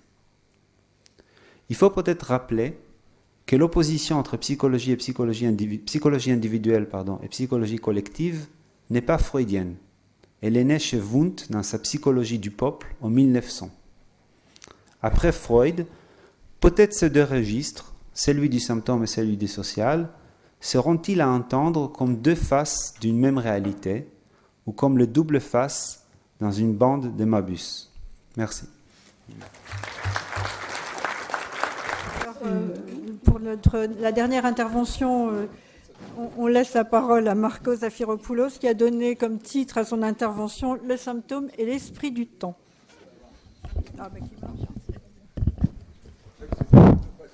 Oui, j'ai bien compris. Merci Marc. Quand on nage, on vient me voir.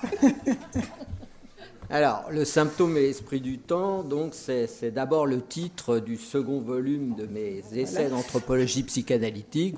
Précipitez-vous pour l'acheter. L'ambition de cet ouvrage étant de questionner ce que l'on appelle les nouveaux symptômes. Toxicomanie, anorexie, boulimie, pathologie de l'acte, dépression, troubles somatoformes, etc., dans leur rapport à l'esprit du temps et donc à l'état de la culture ou du politique, étant entendu que ces symptômes d'être dits modernes sont supposés être déterminés par des transformations sociales capitales, comme d'abord, naturellement, la crise de la famille et la chute du patriarcat, avec notamment ce qui lui serait corrélatif, l'irrésistible retour du matriarcat. Le tout accompagnant d'autres modifications macrosociales, comme le développement du capitalisme, aggravant l'impératif de jouissance et l'individualisme morbide du sujet moderne, volontiers dit état limite, voire sujet liquide, car désormais mal structuré et présentant une sorte de perversion généralisée, dont témoigneraient au mieux notamment les dits toxicomanes, sur lesquels je reviendrai rapidement en fin d'intervention. Alors on voit l'ampleur de l'objet de recherche, et certains connaissent son histoire au moins telle que je la raconte, puisqu'il y a déjà presque 20 ans, j'ai fait remarquer dans mon Lacan et les sciences sociales que cette thèse du déclin du père évoquée par notre ami, que cette thèse est à situer dans son origine sous la plume de celui que j'ai appelé le jeune Lacan, Lacan le premier, le Lacan de 38, le Lacan des complexes familiaux, le Lacan durkheimien, répertoriant effectivement une série de symptômes dont ce qu'il appelait les troubles caractériels de la grande névrose contemporaine des années 30, mais aussi et notamment la grève de la faim de l'anorexique ou encore ce qu'il appelait très précisément les toxicomanies par la bouche. Lacan rapportait ce premier répertoire de symptômes, de même que l'invention de la psychanalyse, par ce qu'il appelait un représentant du patriarcat juif, à ce qui reste un topo international de notre champ, le déclin de la famille et de son chef. Bon, j'ai déjà trop dit que cette option sociologiste de la psychanalyse forgée par Lacan à partir des travaux des pères de la sociologie française, Durkheim, Le Play, auquel j'ajoute Bonald, n'est plus du tout recevable, depuis notamment que les historiens ont montré par un rigoureux travail d'archives que la forme nucléaire de la famille fut de très loin, de tout temps et en tout lieu, ajoutent les anthropologues, la forme la plus fréquente de la famille et que donc notre noyau familial occidental le plus fréquent est, disons pour aller vite, d'une banalité décourageante pour ceux qui chercheraient dans l'évolution historique de la composition de la famille un ressort crucial de la chute du père et de ses symptômes morbides, rappelés supra, avec en prime cette idée folle du retour du matriarcat dont on sait ou dont on devrait savoir qu'il n'a jamais existé. Bon, très bien, mais cette thèse sociologique très générale nous vient du Lacan des années 30, qui furent des années pas sans rapport, et sous plusieurs aspects, au plan politique, avec notre actualité, dont la montée de l'extrême droite, et j'ajoute aussi l'antisémitisme qui culminait déjà dans les années 30, avec cette idée de la décadence de la nation française, portée par des hommes politiques de l'époque, au premier rang desquels le dénommé Maurras de l'Action française, prenant un nationalisme intégral, mais aussi la restauration de l'ancien régime et de l'autorité, avec notamment le retour des privilèges du père de famille par trop affaibli par le point de vue égalitariste de la Révolution française, qui aurait notamment privé le père de son droit de tester, à savoir de son droit de laisser l'héritage dans les mains du fils aîné de la fratrie, seul apte, selon les tenants de la Restauration, à maintenir l'unité du patrimoine, l'harmonie dans la famille et de proche en proche, l'harmonie de la nation. En destituant le père de famille, nimbé de sa sacralité catholique, 89 aurait engendré la crise de la famille bourgeoise, débouchant sur ce qu'on appelle le délitement des liens sociaux, les affres de l'individualisme et ses symptômes répertoriés par Lacan le Jeune. Alors même si l'on n'est plus tout à fait là, naturellement, voilà la raison pour laquelle nos collègues qui en tiennent pour cette thèse du déclin du père font volontiers remonter ce déclin à la Révolution française. Pour construire notre objet de recherche, le symptôme et le politique, on voit en tout cas qu'il existe bien dans notre champ une théorie, disons, originaire et lacanienne, faisant dépendre l'évolution de la structure de la névrose, devenue caractérielle en 1938, et ses symptômes, troubles caractériels, anorexie, toxicomanie, de l'évolution sociologique de la famille des années 30, le capitonnage entre l'esprit du temps et l'évolution des symptômes se réalise originairement ici pour notre champ. Alors j'ai déjà dit que cette thèse est insoutenable aujourd'hui dans sa dimension sociologique, eu égard notamment à la grande stabilité de la structure de la famille occidentale, mais il faut admettre aussi que l'appel à l'autorité dans sa dimension politique a perdu de ce point de vue aussi tout fondement scientifique.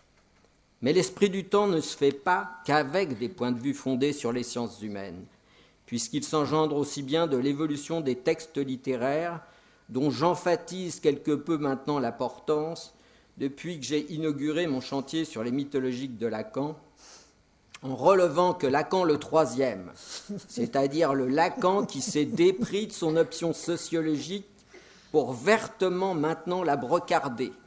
Lacan le troisième, dis-je, c'est-à-dire mon Lacan mythologue, cherche maintenant à rapporter l'évolution de la structure subjective et des symptômes, non plus directement à l'état de la famille et de son chef, mais à l'évolution de la place du père dans la mythologie occidentale, étant entendu que sa thèse est maintenant une thèse très forte qui dit ceci: « Je soutiens, dit Lacan, et je soutiendrai sans ambiguïté, que les créations poétiques engendrent, plus qu'elles ne les reflètent, les créations psychologiques. L'axiomatique de Lacan le troisième bouge, et laissant là l'option sociologique, il s'en remet à l'étude des textes littéraires pour localiser ce qui modifie la structuration subjective et les symptômes que nous étudions aujourd'hui. D'où ma propre recherche sur des sources littéraires de l'œuvre de Lacan, de Sophocle au très catholique Claudel, rédigeant précisément dans les années 30 la trilogie des Coups-Fontaine, où l'on trouve en particulier la fameuse tragédie intitulée « Le père humilié », dont Lacan fait le paradigme du père de la grande névrose contemporaine qu'il croyait apercevoir en 1938. J'ajoute que c'est aussi de cette tragédie de Claudel que Lacan déduit 22 ans plus tard ce qu'il nomme l'Oedipe aujourd'hui.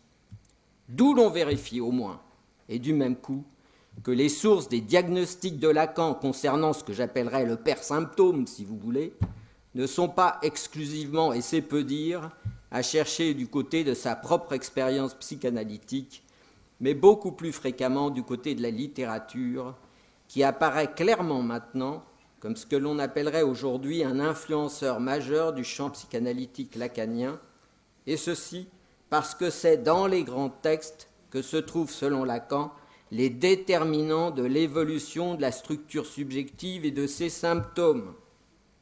Ainsi, il faut, de son point de vue, rapporter l'émergence historique du fantasme et donc les procrastinations symptomatiques d'Hamlet à l'émergence du mythe chrétien et à la mort des dieux.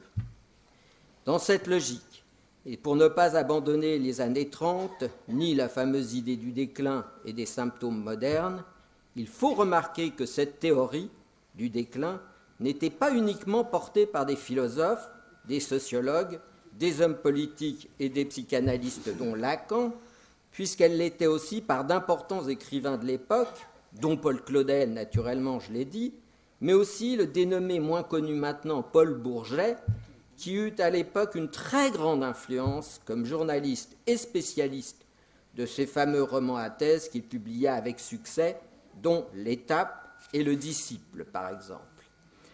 Alors, j'en parle aujourd'hui parce que sur cette question centrale du déclin, cette théorie folle de l'individualisme morbide ou de ce que Bourget appelait joliment le sentiment de la solitude du moi, je ne l'ai jamais fait. Et que Lacan le troisième désigne, je l'ai dit, les textes littéraires comme lieu d'engendrement des modifications subjectives.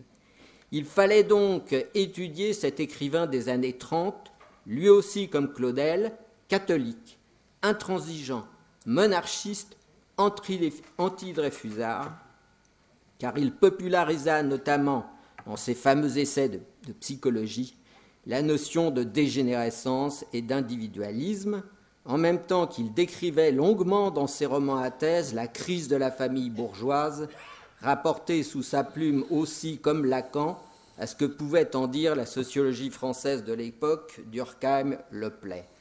Mais cet homme de lettres, informé de la sociologie de l'époque, n'était pas sans ambition clinique, lui non plus, puisqu'il fréquentait assidûment, pour la constitution de son propre point de vue clinique sur les symptômes, l'infirmerie spéciale que dirigeait Dupré, dont il devint un des proches avant de se lier d'amitié avec Heuillère, qui succéda à Dupré à l'infirmerie spéciale. Mais l'analyse des liens entre esprit du temps, sociologie, politique, littérature et théorie clinique des symptômes s'étaye donc un peu plus. Et j'observe que dans ses anciens numéros, l'excellente revue de l'évolution psychiatrique confirme, s'il le fallait, que dans le développement du mouvement psychanalytique parisien qui est le nôtre, il faut se féliciter de rencontrer l'intérêt des écrivains pour la psychanalyse, dont Paul Bourget, disent-ils, avec son roman Némésis. Et c'est en effet Paul Bourget, membre très gradé, comme on le sait maintenant, d'Action française, qui notamment recommanda Eugénie Sokolnika à Heuillère après la mort de Dupré. Heuillère la présenta à Claude, qui, in fine, de présentation en présentation, confia la consultation psychanalytique de Sainte-Anne à la Forgue, un analysant de Sokolnika, elle-même, semble-t-il, analysée par Freud, qui, semble-t-il, la considérait comme une horrible personne. Elle fut l'analyste de Laforgue, et encore celui de Pichon dont on parlait, lui aussi, semble-t-il, maurassien et proprement antisémite, mais dont Lacan n'a pas dit que du mal. Bref, aux origines du champ psychanalytique de Paris, il y a manifestement quelques points de vue catholiques d'extrême droite qui sont des points de vue sur ce qui motive les symptômes, dont le point de vue de Bourget, que je ne peux ici vous présenter dans toute son ampleur, mais que l'on peut approcher à cette heure tardive avec L'Étape, par exemple, qui met en série l'opposition de deux pères, l'un comme l'autre professeur de philosophie.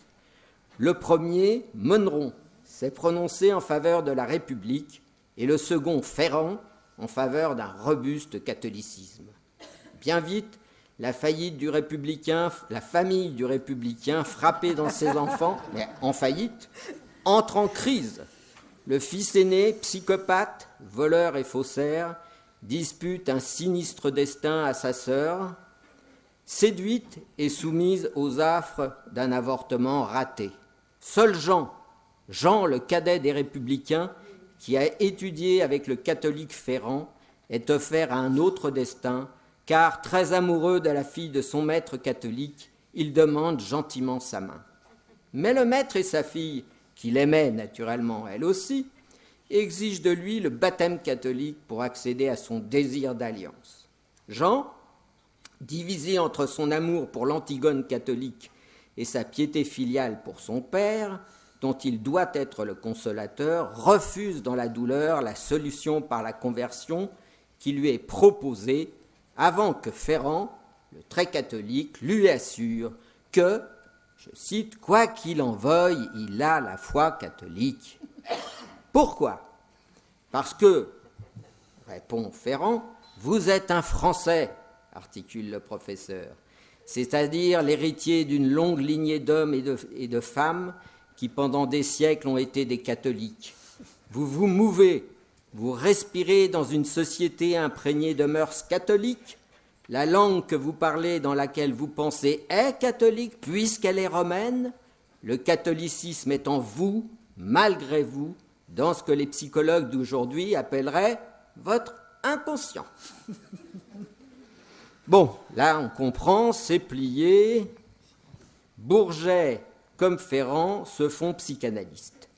Mais ce qui est intéressant pour nous est d'apercevoir que non seulement il y a eu des faits d'extrême droite catholique au berceau de la psychanalyse parisienne et de cette fameuse théorie minable du déclin, mais vous voyez que Bourget présente une théorie de l'inconscient qui situe cet inconscient, après tout, là où il faut, c'est-à-dire dans la langue, et du coup, il ne reste plus au très catholique Ferrand que de se faire psychanalyse pour indiquer à Jean la voie du déchiffrement de ce qu'il appelle les traces secrètes de sa foi inconsciente.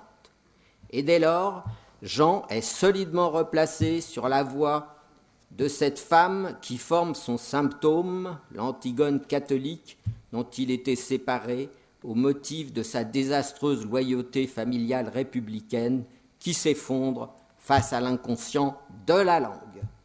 Voyez que pour ce qui fait symptôme, pour Jean, est à rechercher dans les traces secrètes de la langue romaine et qu'après tout, bien que d'extrême droite, le point de vue en l'espèce de Bourget n'est pas si mauvais que ça, puisque le rejet de l'inconscient, le sujet de l'inconscient plutôt, et c'est ça, vous voyez, il n'y a pas de rejet, puisque ça vient tout seul.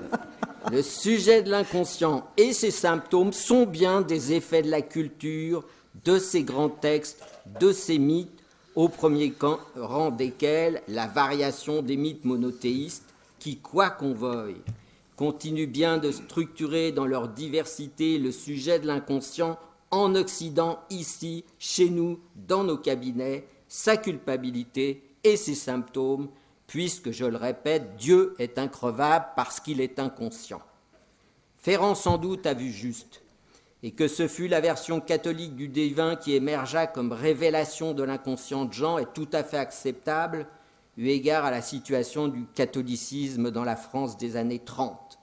En 2019, d'autres versions du monothéisme s'expriment volontiers sur notre sol, comme il en fut, naturellement, des attentats ensanglantant le sol de France, ou plus discrètement, comme il en fut il y a peu, vous l'avez vu, dans cette sorte d'éructation morbide, capitonnant une nouvelle forme d'antisémitisme sur ce que Finkielkraut appelait le bon vieil antisémitisme, celui des années 30.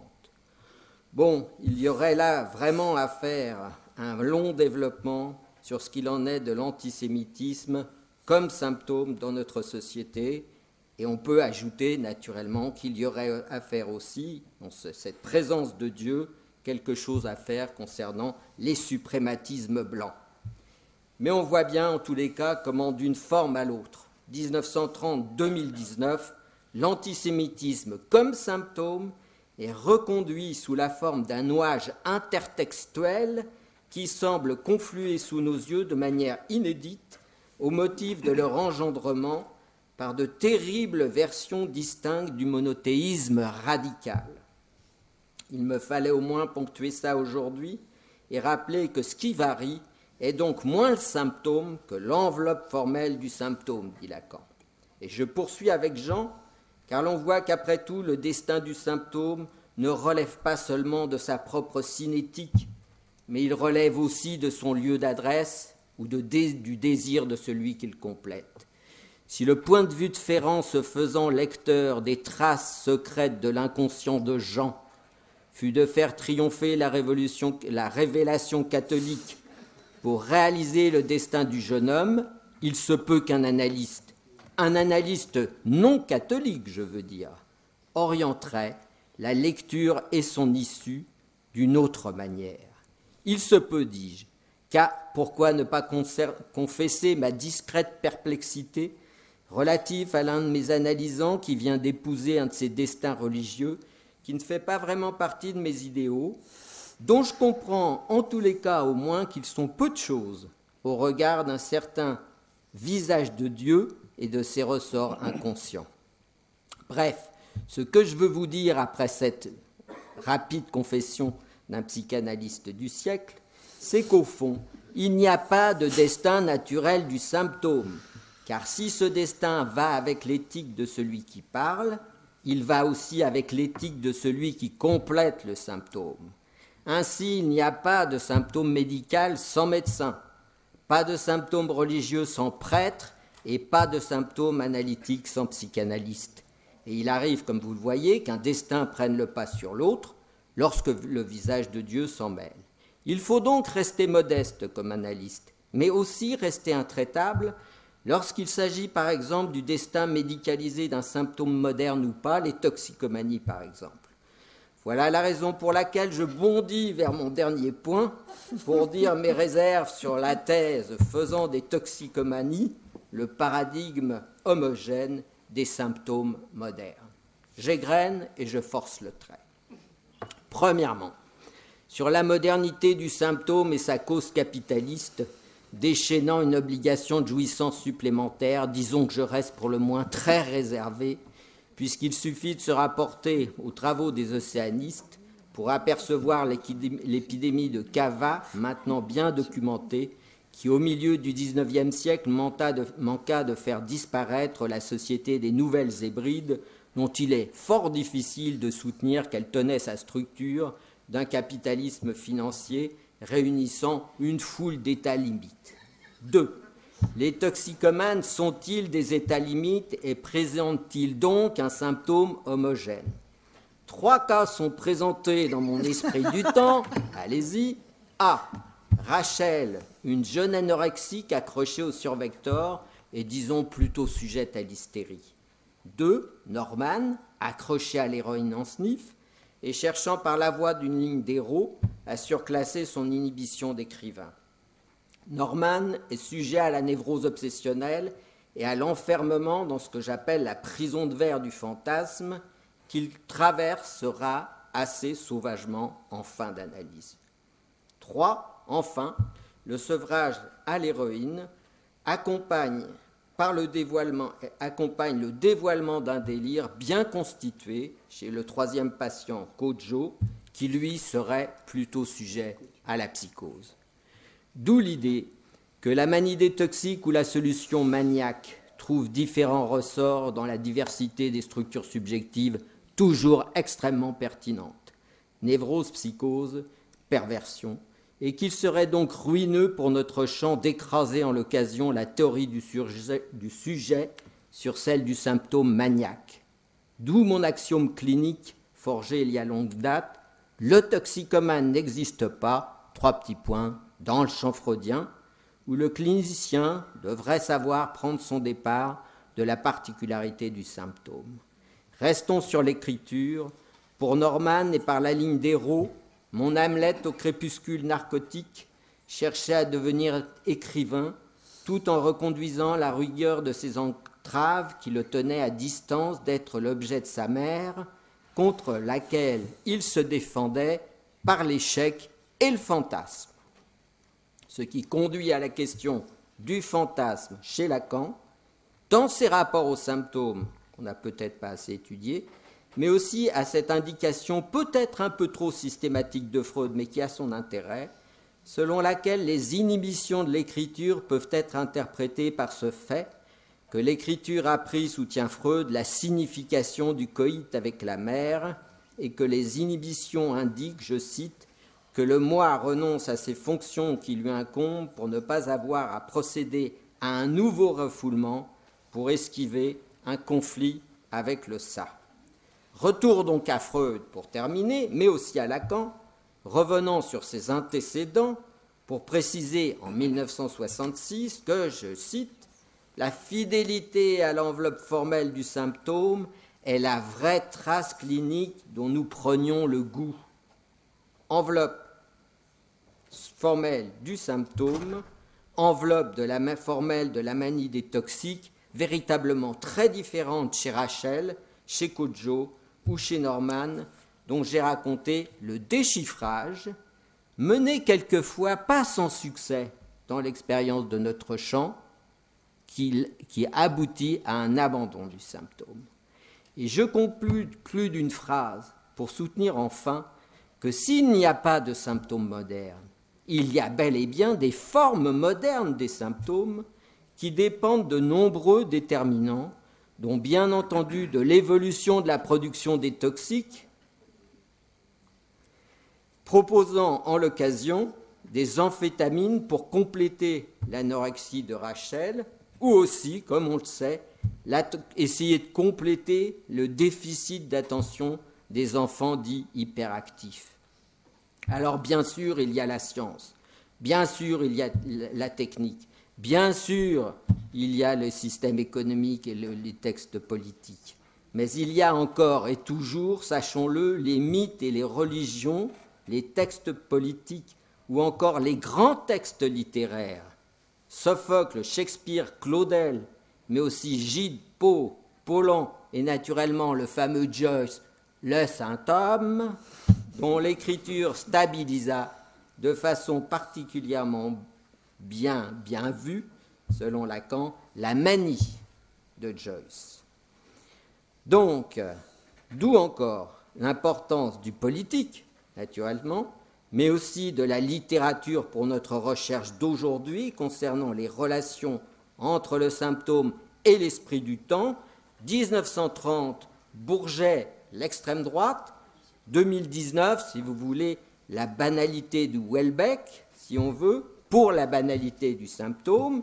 Et le pire, la théorie du déclin de l'Occident ou du grand remplacement et les meurtres de masse des suprémacistes blancs, antisémites, islamophobes, dont il n'est peut-être pas insignifiant de remarquer que le dernier en date de ces meurtres de masse fut perpétré, bon voilà, c'est le côté lacanien, fut perpétré à Christ Church, le sacré. Vous voyez, toujours le sacré. On ne tue qu'au nom du Père. Pour celui qui tenait donc sa mission d'un autre qu'il appelait le fameux chevalier justicier, le fameux Breivik. Merci pour votre...